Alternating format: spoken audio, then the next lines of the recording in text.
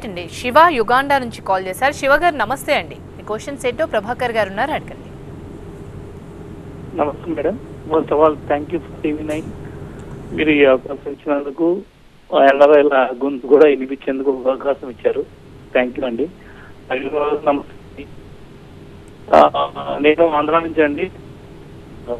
నా ఈ రెండు క్వశ్చన్లు సార్.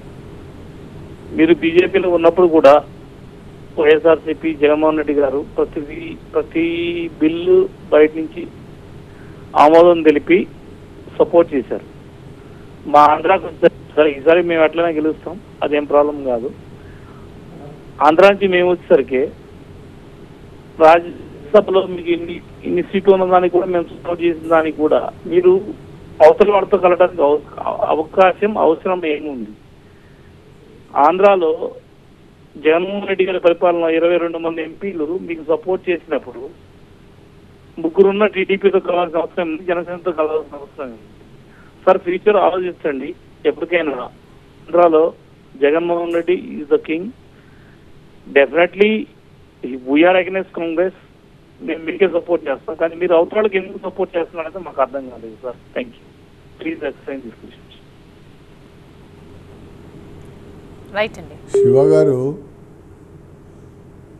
ఆంధ్రప్రదేశ్ రాష్ట్రంలో జరిగినటువంటి ఒక శాసనసభ ఎన్నికలు, అదే రకంగా లోక్సభ ఎన్నికల్లో భారతీయ జనతా పార్టీ మరి తెలుగుదేశం పార్టీ అధ్యక్షులు చంద్రబాబు నాయుడు గారు, అలాగే జనసేన అధ్యక్షులు పవన్ కళ్యాణ్ గారు ముగ్గురు కలిసి కూడా ప్రజల్లోకి వెళ్ళడం జరిగింది.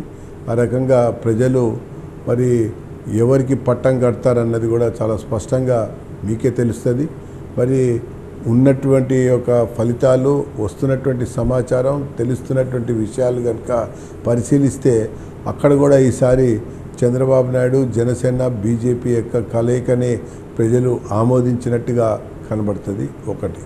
ఇక పోతే అంతకుముందు ఉన్నటువంటి 5 సంవత్సరాల యొక్క సమయంలో మరి జగన్కి సంబంధించినటువంటి గౌరవ పార్లమెంట్ సభ్యులందరూ కూడా బీజేపీని సమర్థించారు, బీజేపీకి ఓటేశారు లోక్సభలో, రాజ్యసభలో. మరి అటువంటి ఒక సమయంలో ఎందుకు పొత్తు పెట్టుకున్నారని చెప్పని మీరు చెప్పడం జరిగింది. రాజకీయంగా లోక్సభలో అనేక మంచి నిర్ణయాలు, మంచి చట్టాలు, కొత్త విషయాలు తెర మీదకి తీసుకొచ్చినప్పుడు అక్కడ ఉన్నటువంటి ఒక అనేక పార్టీలలో ఉన్నటువంటి వ్యక్తులు, లోక్సభ సభ్యులు మరి భారతీయ జనతా పార్టీకి అంశాల వారీగా, విషయాల యొక్క ఆధారంగా సమర్థించవలసినటువంటి పరిస్థితి వచ్చి సమర్థించారన్నటువంటి అంశం అందరికి కూడా తెలిసినటువంటి ఒక విషయం. ఇక పోతే రాజ్యసభలో కూడా ఆ రకంగానే తీసుకొచ్చినటువంటి చట్టాలు, తీసుకొచ్చినటువంటి ఒక సవరణలు, తీసుకొచ్చినటువంటి అనేక మార్పులకు కూడా అందరూ కూడా సమర్థించినటువంటి మాట వాస్తవం అని చెప్పని నేను పేర్కొంటా ఉన్నా. కానీ సార్వత్రిక ఎన్నికలు, రాజకీయపరమైనటువంటి మిత్రత్వం, మరి రాజకీయంగా పొత్తులు అన్నకు సంబంధించినటువంటి విషయంకి వచ్చినప్పుడు భారత ప్రధాని నరేంద్ర మోడీ గారు, చంద్రబాబు నాయుడు గారు, మరి పవన్ కళ్యాణ్ గారికి ప్రాధాన్యత ఇవ్వటానికి కారణం ఆ రాష్ట్రాల్లో కూడా ప్రజలు బలంగా ఒక మార్పును కోరుకుంటున్నారు, ఓర్పుతో తీర్పు కోసం ఎదురు చూస్తున్నారనేటువంటి ఒక అభిప్రాయంలో భాగంగానే బీజేపీ ఆ ఇద్దరితో కూడా పొత్తు పెట్టుకొని ముందుకెళ్ళింది. ఫలితాలు మరి ఈ యొక్క కూటమికే అనుకూలంగా వస్తాయన్నటువంటి విషయం మీరే చూస్తారని చెప్పని నేను పేర్కొంటాను.